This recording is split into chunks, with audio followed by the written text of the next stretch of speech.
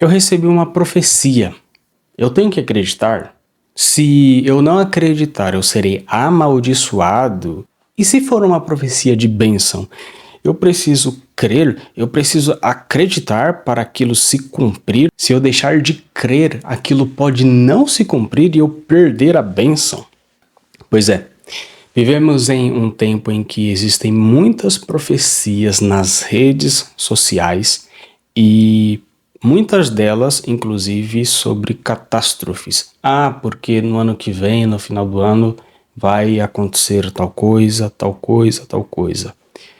Gente, desde quando o mundo é mundo, desde a sua origem, existem catástrofes. E, mediante tantas profecias que existem hoje nas redes sociais, é só ligarmos a internet, o nosso celular, nós vamos ver um bocado dela. É lógico que alguém vai acertar, né? E elas são tão genéricas. No final do ano vai acontecer uma catástrofe que vai estremecer o Brasil. Gente, mas fala mais. Seja mais específico. Assim, desse jeito, é fácil. Se nós compararmos essas profecias com as profecias da Bíblia, nós teremos uma diferença enorme.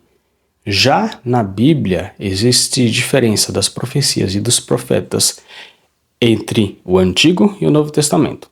No Novo Testamento, a profecia estava muito associada com Deus transmitir novas verdades, novas doutrinas.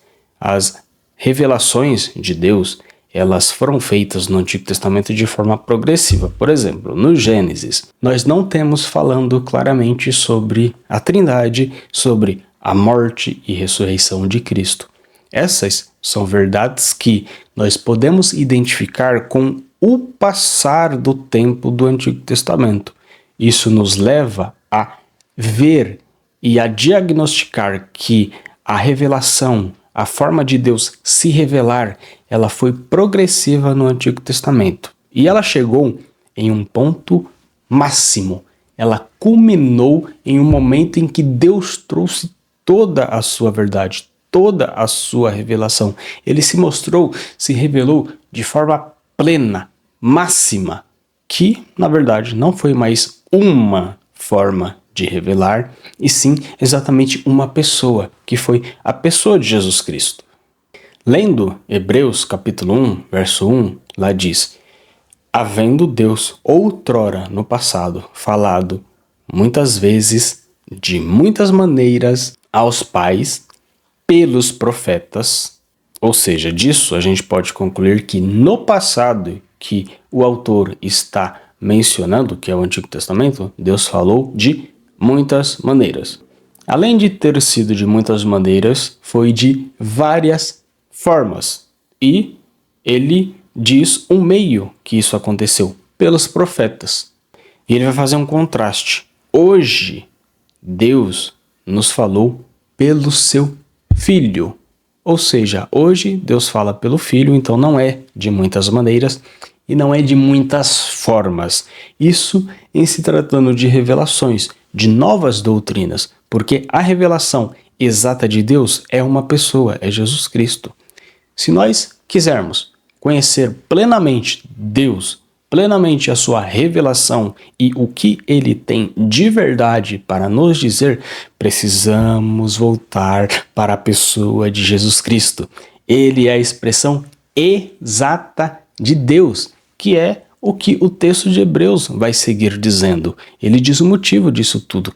Cristo é a expressão exata, é o resplendor de Deus, é a expressão da sua glória, ou seja, não tem como ter mais revelação, ter mais expressão, ter mais conhecimento de Deus a não ser pela pessoa de Jesus Cristo. E Cristo já nos falou, Cristo já veio. Hoje nós olhamos para trás, olhamos para Cristo.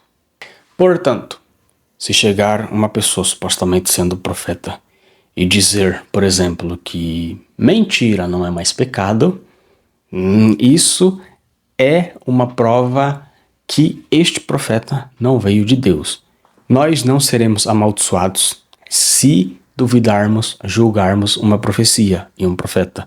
E não perderemos a nossa bênção se vier uma mensagem diretamente de Deus, se esta bênção for uma mensagem vinda diretamente de Deus. A Bíblia, o Novo Testamento, nos estimula a julgar os espíritos para saber a procedência deles. Aliás, isso não é uma particularidade, algo novo apenas do Novo Testamento. Já no Antigo Testamento, em Deuteronômio, capítulo 18, Deus diz que se levantar alguém dizendo que é profeta e aquela mensagem que ele disse não se cumprir, essa pessoa não é profeta. Agora, e se a mensagem desta pessoa se cumprir, quer dizer que ele é um profeta de Deus?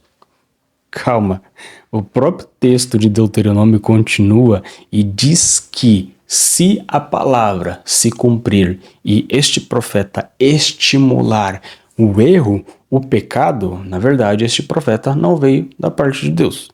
Ou seja, vendo a Bíblia, as Escrituras, nós temos total segurança em julgar, analisar, duvidar das supostas mensagens, profecias que vêm da parte de Deus. No Antigo Testamento, portanto, os profetas traziam uma mensagem exata, diretamente vinda de Deus, porque eles estavam no processo de transmissão de revelação. Eles eram canais para que Deus se manifestasse, trazesse a sua verdade para o povo. Essas mensagens eram tão cheias de autoridade que os profetas tinham a ousadia, aliás, não é ousadia, né? Eles realmente falavam, assim diz o Senhor. Eram mensagens diretamente vindas de Deus.